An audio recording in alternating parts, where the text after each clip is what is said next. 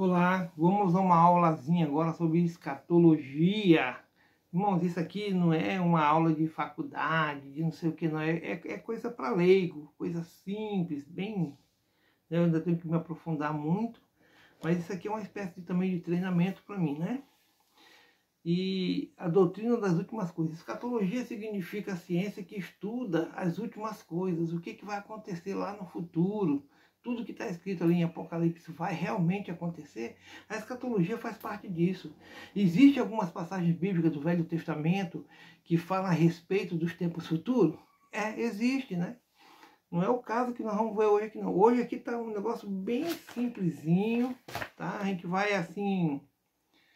Conforme a gente vai estudando, a gente vai se aperfeiçoando, a gente vai trazendo coisa nova aí.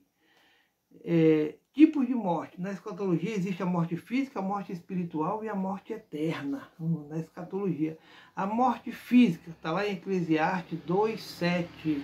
Vamos ver se a gente acha aqui. Eclesiastes 12:7. E a palavra de Deus diz assim: e o pó volte à terra, como era, e o espírito volte a Deus que o deu. Essa é a morte física. Quando a gente morre, a nossa carne, isso aqui, ó, vai virar pó. Os bichos vão comer tudo. Vai ficar só o esqueleto, né? E a nossa alma volta para Deus, né? A morte espiritual, amados irmãos, se encontra lá no livro de Efésios 2:1. Efésios 2:1. E nos vivificou, estando nós mortos em ofensas e pecados, né? Essa é a nossa morte espiritual. Efésios 2:5 diz o quê? Estando nós ainda mortos em nossas ofensas, nos vivificou juntamente com Cristo, né? Porque pela graça sois salvos. Essa morte, irmão, que está se referindo aí, é a morte espiritual. Né? Se você perdeu se você morreu espiritualmente, não peça a Deus para se renovar o quanto antes, porque você tá esse vazio aí de falta de Deus na tua vida, meu irmão. Tem que pedir a Deus para renovar, para transformar, para mudar, para preencher esse vazio que você tem. Porque uma coisa é a morte física, a outra é a morte espiritual, meu irmão. Tá? E também temos a morte eterna. A morte eterna se encontra lá no livro de Apocalipse. Vamos achar aqui. Apocalipse 20, versículo 15. 20, versículo 15. Onde a palavra de Deus diz assim: e aquele que não foi achado escrito no livro da vida foi lançado no lago de fogo. Essa é a morte eterna. Né? Assim, você viveu a vida toda, nunca quis saber de Deus, de Jesus. E aí quando você morre, né? Porque para a gente ter a salvação eterna, irmãos, só através de Cristo Jesus. Entrou o pecado no mundo através de Adão. O primeiro pecado foi lá, com Adão e Eva. Mas através de Jesus, esse pecado sai. Por isso que o pecado, irmão, já é no momento da concepção ali. Né? Você já adquire aquele pecado de Adão. Mas ele sai através de Cristo Jesus quando você reconhece que Jesus é o Filho de Deus, que nasceu, viveu, morreu e ressuscitou. E quando você o recebe como seu único e suficiente Salvador de sua vida, né? E aí esse pecado sai de você. Você agora está passando pela porta estreita. É uma vida devotada ao Senhor Jesus, para a exaltação do seu nome, da sua glória, né? Do lugar onde Ele está, porque Ele está lá preparando o nosso lugarzinho, irmão. E só através de Cristo Jesus nós vamos nos livrar dessa morte eterna para uma vida eterna com Jesus, onde Ele mesmo vai estar lá para nos servir, para estar conosco ali naquela comunhão. Amém? E temos mais um versículo, 21:8, onde diz assim: mas quanto aos tímidos e aos incrédulos e aos abomináveis e aos homicidas e aos fornicadores e aos feiticeiros e aos idólatras e a todos os mentirosos, a sua parte será no lago que arde com fogo e enxofre, o que é a segunda morte. Está vendo, meus amados irmãos? Existe um consenso evangélico sobre a volta de Cristo. A volta de Cristo será visível, física e visível, haverá sinais, haverá sofrimento, haverá o arrebatamento, será repentina. Quando a gente menos esperar, Jesus estará de volta. Você já percebeu aí que nós estamos aí nos rumores de guerra, né? Ou de ontem para hoje quase que estourou aí a Terceira Guerra Mundial. Hoje, o dia de hoje, se eu não me engano, é 17, né? Mas ontem quase que Vladimir Putin lá da Rússia atacou a Ucrânia, não é verdade? Ali seria o estopim. O mundo está esperando só alguém pisar na bola para começar uma guerra mundial. Ainda bem que ele voltou atrás e retrocedeu, graças aí ao presidente Bolsonaro, que falou para ele que o planeta é a nossa casa, Deus é Deus acima de todos. Parece que fez ele refletir um pouquinho lá e ele desistiu dessa invasão, né? Olha só os sinais. Expansão do Evangelho, está lá em Mateus. Vamos procurar o Mateus aqui agora. Mateus 24, 14. Vamos ver o que diz lá? Mateus 24, 14. Aleluia, glorificado seja o nome do Senhor Jesus. E este evangelho do reino será pregado em todo o mundo, em testemunha a todas as gentes, e então virá o fim. Depois que esse foi... Irmão, eu tenho para mim que esse evangelho já está sendo pregado no mundo em todo. Para mim já se cumpriu isso aqui, né? As pessoas falam assim, não falta uma tribuzinha indígena ali, falta uns aborígenes acolá. Eu tenho para mim, irmão, que todos já ouviram do Evangelho. O fim está próximo, né?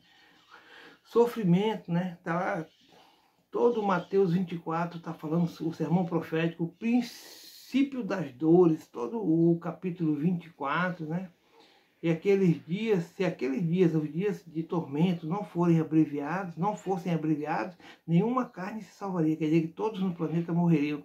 Mas por causa dos escolhidos, por causa de nós que estamos em Cristo Jesus, aqueles dias ruins serão abreviados, né? Aqueles dias serão abreviados. Quer dizer, Deus vai intervir, né? Sofrimento todo, o Mateus 24. Falsos profetas também, Mateus 24, né? O sermão continua, grande tribulação, né? Olha só, quando, pois, virdes que a abominação da desolação, de que falou o profeta Daniel, está no lugar santo, quem lê, que entenda. Lá em Israel, o lugar santo é Israel, irmão. Então, os que estiverem na Judéia, que fujam para os montes, e quem estiver sobre o telhado, não desça a tirar alguma coisa da sua casa.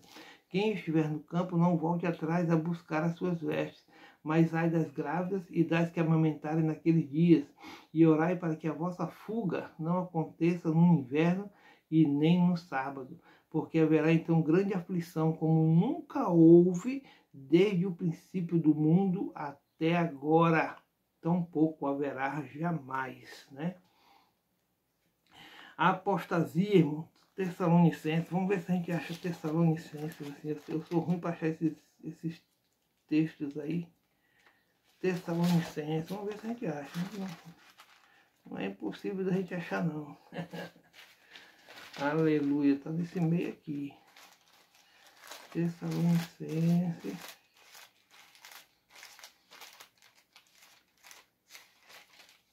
glória a Deus, santo, santo, santo é o Senhor.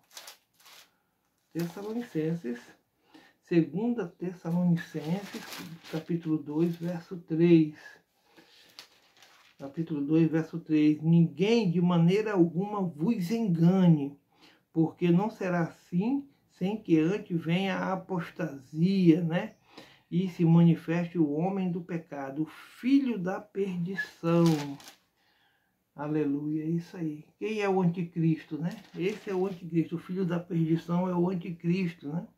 O homem do pecado, aquele que vai enganar muitos como que se fosse o Messias. As pessoas vão acreditar nele, né? Mas ele será o filho da perdição. Então todas essas coisas não vão acontecer sem que antes esses sinais aconteçam. A expansão do evangelho, o sofrimento, o falso profeta, a apostasia, né? A grande tribulação de Mateus 24. Tem umas pessoas que acreditam no pré-tribulacionista, né? Que vai ser um arrebatamento secreto, sem ninguém saber de nada, né? Outros falam que vai ser o mesmo tribulacionista no meio da tribulação. Uns falam que vão ser antes da tribulação, outros falam no meio, outros falam que vão ser que são pós-tribulacionistas, né? Muito tempo depois da tribulação que vai acontecer o arrebatamento. Tem o anticristo de 2 Tessalonicenses 2,4, né? 2 Tessalonicenses 2, 8 e 9, vamos ver o que diz lá no 8 e no 9. E então será revelado o iníquo, a quem o Senhor desfará pelo assopro da sua boca, e aniquilará pelo esplendor da sua glória. E a essa cuja vinda e segundo a eficácia de Satanás, com todo o poder, sinais e prodígios de mentira. Quer dizer que Jesus vai vir e vai acabar com tudo isso aí, irmão, e vai resgatar a sua igreja, né? Sinais no céu, né? 2 Pedro 3, 2 Pedro, vamos achar aqui 2 Pedro, não está longe não aqui, 2 Pedro 3, 10 a 13. 3, do 10 ao 13. Mas o dia do Senhor virá como ladrão de noite, no qual os céus passarão com grande estrondo, e os elementos ardendo se desfarão, e a terra e as obras que nela há se queimarão, havendo por de perecer todas estas coisas. Que pessoa vos convém ser em santo trato e piedade, guardando e apresentando-vos para a vinda do dia de Deus, em que os céus em fogo se desfarão, e os elementos ardendo se fundirão. Mas nós, segundo a sua promessa, aguardamos novos céus e nova terra, em que habita a justiça. Olha só, irmão, é maravilhoso demais, não é? A volta de Jesus também em Mateus 24, está lá em Mateus 24, né? A volta de Jesus, eu acabei de ler aqui, passei a vista por cima, está valendo ali Mateus 24. Aleluia, olha só aqui, ó. Mateus 24, sermão continua, a grande tribulação, a vinda do Filho do Homem. Está aqui o Mateus 24, a volta de Jesus, Mateus 24, e logo depois da aflição daqueles dias, o sol escurecerá e a lua não dará sua luz, e as estrelas cairão do céu, e as potências dos céus serão abaladas. Então aparecerá no céu o sinal do Filho do Homem, e todas as tribos da terra se lamentarão. E verão o Filho do Homem vindo sobre as nuvens do céu com poder e grande glória. Aleluia! Ressurreição dos mortos, está lá em Tessalonicenses. Olha, até nós achar de novo, mas vamos embora. Vamos procurar aqui Tessalonicenses.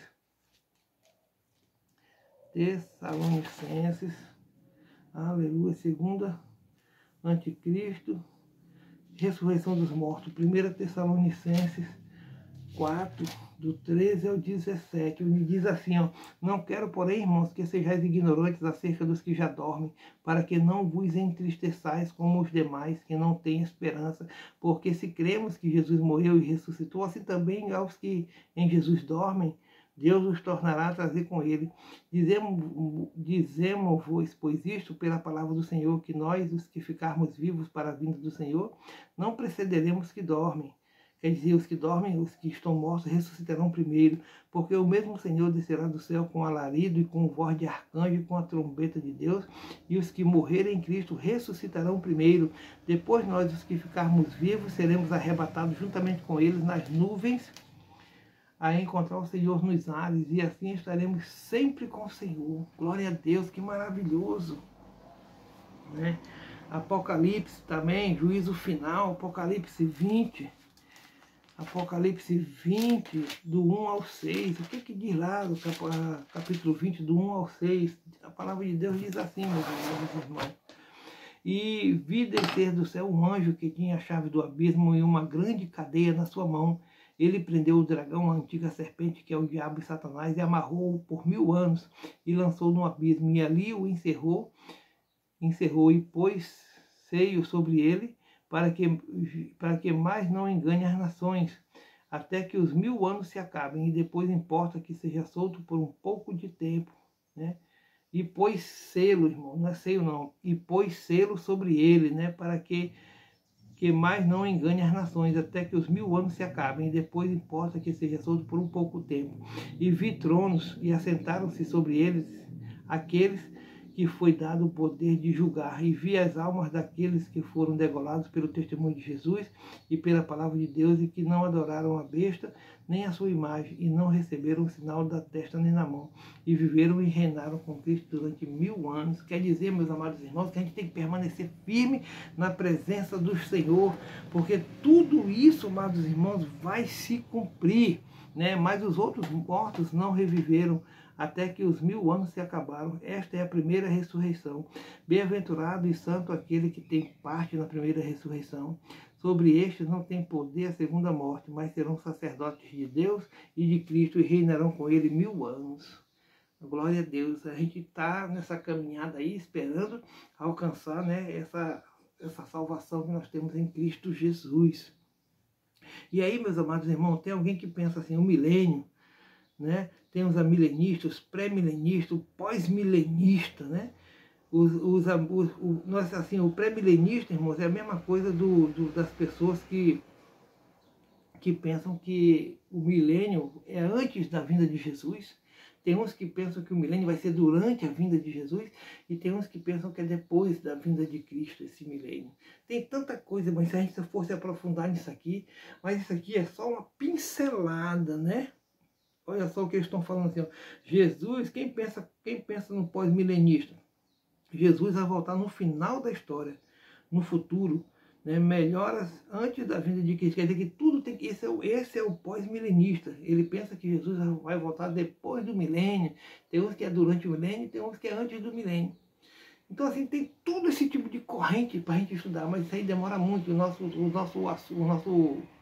A intenção nossa aqui não é uma coisa muito prolongada que fica até chato da gente ficar estudando. Mas é uma coisa bem simples, né? Bem simples. Jesus vai voltar, irmão, e vai levar a sua igreja. O conselho que eu dou é nós permaneçamos firmes na presença do Senhor Jesus. Amém? Fica na paz do Senhor aí, meu irmão. É só uma pincelada, bem simples, para leigos. Amém?